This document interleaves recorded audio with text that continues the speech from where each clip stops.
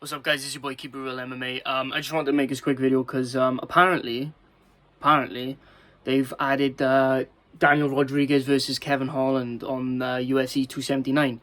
I took a look at the UFC's website. I didn't see the fight getting added, but apparently they're adding this fight.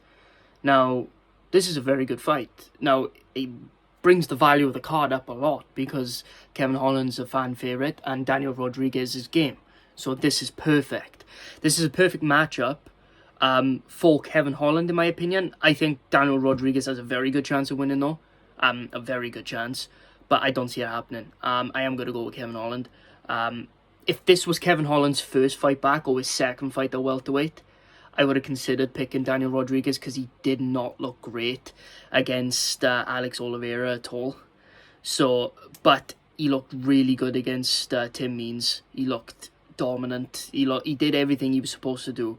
Against Alex Oliveira, he kind of lost the first round. Kind of like he didn't really like show up. But you could tell it was his first weight cut in a while to 170. Because a lot of people forget he used to fight at 170 and he actually has a KO win over Jeff Neal. Don't forget.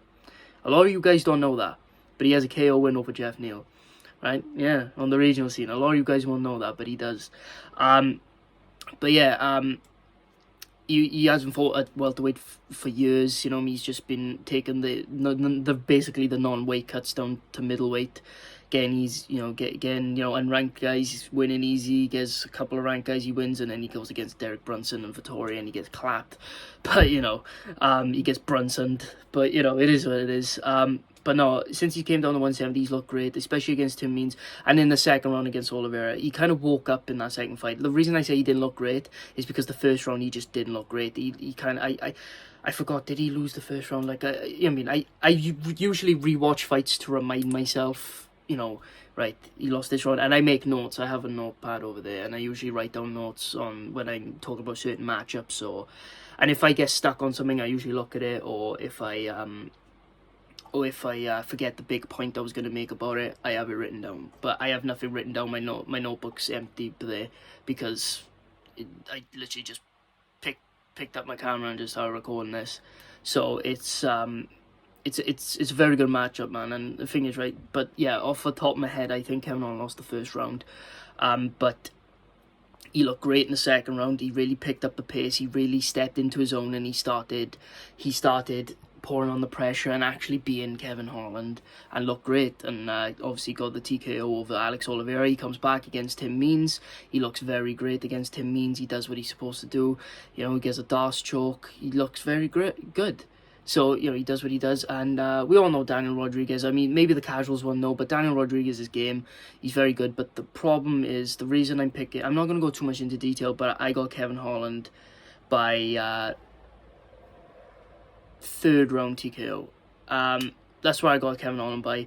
All I'm going to say is the main factor going into this is that it's 3 weeks' notice that Daniel Rodriguez is taking this on, and all of you, I know you're going to say, well, Kevin Holland's taking it on 3 week notice, but the difference is Kevin Holland's been active, and this is going to be his third fight this year.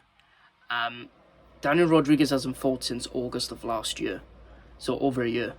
I mean, it's almost September already, so you're saying, like, that's the problem. Like, it's August already. It's already been over a year since he's last fought, and his last fight was against Kevin Lee, a very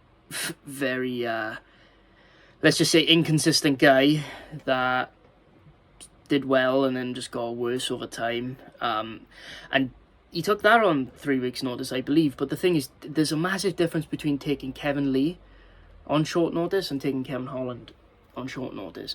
Taking a 5'9" lightweight Kevin Lee, who cuts way too much weight to lightweight, coming down to welterweight to get settled in, who already has a loss at welterweight against Rafael dos Anjos, is a lot different than taking a fight on 3 weeks' notice against Kevin Holland, who did very well in a middleweight division and moved down to welterweight and has looked great since. So there's a big difference, and don't get me wrong, Daniel Rodriguez can win this fight. There's no doubt. It's MMA. Anything can happen. I picked Leon to beat Kamaru Usman, and he did. He was losing the fight. I picked Leon by decision. and he definitely wasn't getting it done by decision. He got it done by KO, head kick KO. You know, and MMA, anything can happen. You know what I'm saying? Anything can happen. Like, I went for a 50-50 fight. I thought AJ Fletcher might get it over and get looser. Doesn't. It's MMA's crazy, man. That's why I love it and that's why I hate it. So it's a double-edged sword. And at the end of the day, Daniel Rodriguez can win this fight. Because Daniel Rodriguez has slick boxing. He's really good on the feet, and he's got good takedown defense. He's got good grappling, but he struggles against longer range fighters. I'm going into detail. I don't want to go into detail, but yeah. Kevin Holland, third round TKO. It's a great fight though, man. I'm glad they put this together. They've strengthened up the 279 card again, but in my opinion, it's still too weak to be a pay-per-view. Way too weak. It's strong enough to be a fight night, don't get me wrong. Of course it's strong enough to be a fight night, but you can't put Diaz and Chimaev on a fight night anymore. But no, it's definitely more than good enough. It would be a stacked fight night card, but it's too weak to be a pay-per-view. It's not doing anywhere near 500k pay-per-view buys. But, you know, that's the UFC feel as of 2022. They said it's going to be the biggest year ever. They say that every single year, though. And, no, it hasn't. It was trash. But, yeah, well, so far. Except for the London card, which was the fight night, you know, the first one. But okay. But yeah, thank you so much, guys, for watching. I appreciate you all, and let me know what you think of the fight and who do you think is gonna win. Let me know. Please like and subscribe if you're new. My TikTok is Keep It Real Edits. This is Keep It Real MMA. Thank you so much for watching. I'll see you guys in the next video. Peace.